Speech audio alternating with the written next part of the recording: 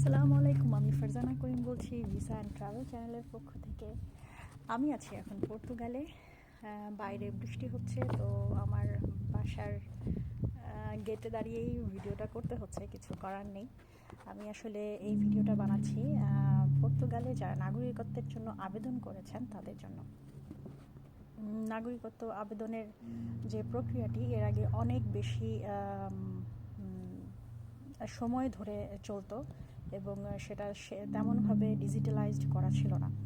কিন্তু অবশেষে পর্তুগালের নাগরিকত্ব আবেদনের জন্য একটা বিশাল বড় সুখবর ঘোষণা করা হয়েছে আইআরএনের পক্ষ থেকে। আমরা জানি যে ইউরোপিয়ান যেই কান্ট্রিগুলো আছে, ইউরোপিয়ান যে দেশগুলো আছে, সেগুলোর নাগরিকত্ব পাওয়ার একটা বিশাল বড় কেন্দ্র হচ্ছে কিন্তু পর্তুগালই একটা খুব সহজ এবং শিথিলতম দেশ, যেখানে কিনা আমরা নাগরিকত্ব খুব সহজে পেতে পারি। কিন্তু এর আগে এখানে নাগরিকত্ব পাওয়ার জন্য অনেক বছর ধরে অপেক্ষা করা লাগতো। একবার অ্যাপ্লিকেশন করার পরে দেখা যেত যে একজন অপেক্ষমান বিদেশিকে অ্যাপ্লিকেশন করারও 2 বছরের বেশি সময় ধরে অপেক্ষা করা লাগতো, যে কখন তার ডিসিশনটা আসবে, পাসপোর্ট কখন সে পাবে, সেই ডিসিশনটা পেতে তাদের অনেক সময় লাগতো। তো এই বিষয়টাকে আমাদের যে নতুন গভর্নমেন্ট, পর্তুগিজ গভর্নমেন্ট এখন দ্রুত এবং দক্ষ করার জন্য কাজ করছে। এখানে একটা বিষয় বলে রাখি যে আইআরএন, যেটা কিনা ইনস্টিটিউট অফ রেজিস্ট্রি এবং নোটারি দ্বারা ঘোষিত, নতুন পরিবর্তন অনুসারে নাগরিকত্ব প্রক্রিয়া আগের তুলনায় ঠিক 50% বেশি কার্যকর হবে।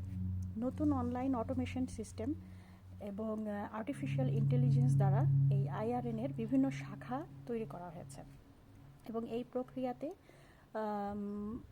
যেই নাগরিকত্বের ডিসিশনগুলো আসবে, যে পাসপোর্ট ডেলিভারি দেওয়ার যে ডিসিশনগুলো আসবে, সেগুলো খুবই তাড়াতাড়ি হবে।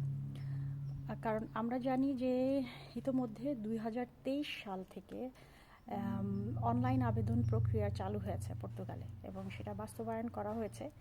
আর নাগরিকত্বের আবেদন জমা দেওয়া হচ্ছে কিন্তু অনলাইনের মাধ্যমে। এখন নতুন যে কার্যকরী অটোমেশন এবং আর্টিফিশিয়াল ইন্টেলিজেন্স দ্বারা পরিচালিত হচ্ছে নাগরিকত্বের আবেদন প্রক্রিয়া, সেই আবেদন প্রক্রিয়ায় নাগরিকত্ব পাওয়া যাবে 2 বছরেরও কম সময়ের মধ্যে, যে ডিসিশনটা পাওয়া যাবে।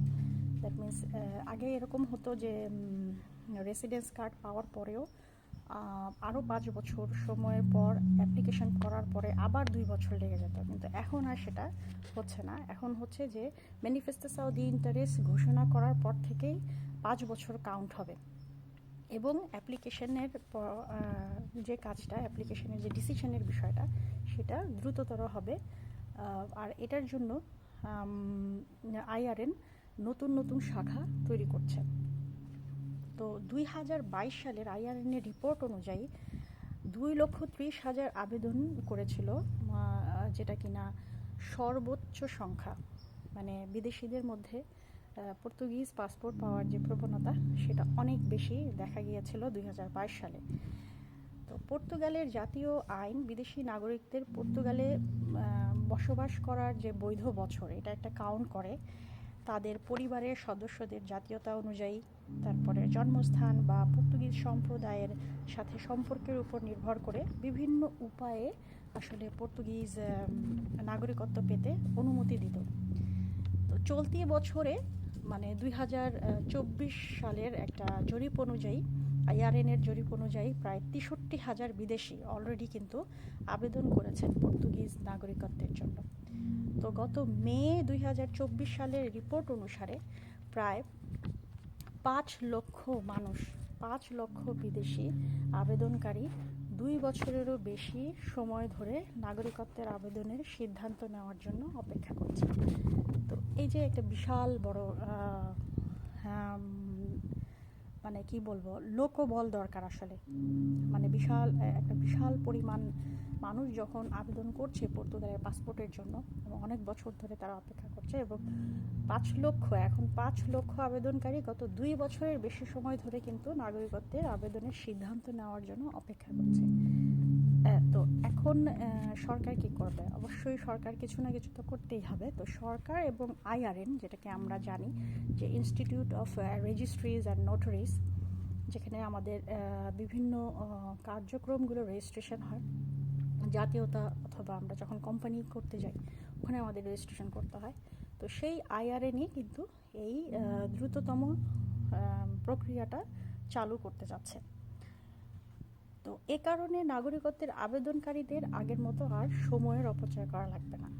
আইআরএনের রিপোর্ট অনুযায়ী নতুন সংস্করণটি 1 অক্টোবর, দ্যাট মিনস হচ্ছে 1 অক্টোবর থেকে 1 অক্টোবর 2024 থেকে লিসবনের বিভিন্ন কেন্দ্রীয় কমিটি, কেন্দ্রীয় যে রেজিস্ট্রেশন অফিসগুলো আছে, আমরা যেটাকে সেন্ট্রাল রেজিস্ট্রি অফিস হিসেবে জানি, সেগুলোতে এবং পোর্তো সেন্ট্রাল আর্কাইভ, ঠিক আছে, পোর্তোর যে কেন্দ্রীয় সংরক্ষণাগারে চালু হতে যাচ্ছে।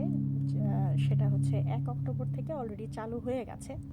তারা ঘোষণা দিয়েছিল এর আগেই, সেপ্টেম্বরেই ঘোষণা দিয়েছিল, কিন্তু আরও বেশি দ্রুততম সময়ে এই কাজটা সংরক্ষণ করার জন্য, এই কাজটা যেন আমরা তাড়াতাড়ি ডিসিশন পাই, সেটা করার জন্য 4 নভেম্বর থেকে 16টি জাতীয় কেন্দ্রে এটা চালু হবে।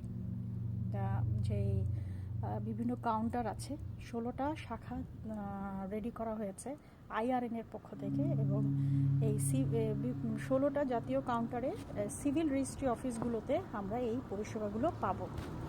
সো আমি আশা করছি যে আমাদের খুব স্বাভাবিকভাবে আমি একজন বাংলাদেশি হিসেবে আশা করতেই পারি যে যারা কিনা পাসপোর্টের জন্য অ্যাপ্লিকেশন করেছিলেন, আপনারা আর 2 বছর অপেক্ষা করা লাগবে না। অ্যাপ্লিকেশন করার পর আপনাদের যেই পাসপোর্টের সিদ্ধান্তগুলো, সেগুলো খুব দ্রুত চলে আসবে এখন।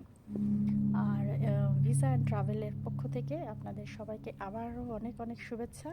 সাবস্ক্রাইব করুন আমার চ্যানেলটিকে, এবং নতুন নতুন আপডেট পাওয়ার জন্য, নতুন নতুন খবর পাওয়ার জন্য, অথবা কোনো ধরনের তথ্য দিয়ে যদি আমি সহায়তা করতে পারি, কমেন্টে জানান যে আর কোনো বিষয় সম্পর্কে জানতে আপনারা আগ্রহী, সেই অনুযায়ী আমি আমার ভিডিওগুলো বানাবো। আজকের মতো এখানেই বিদায় জানাচ্ছি। আল্লাহ হাফিজ।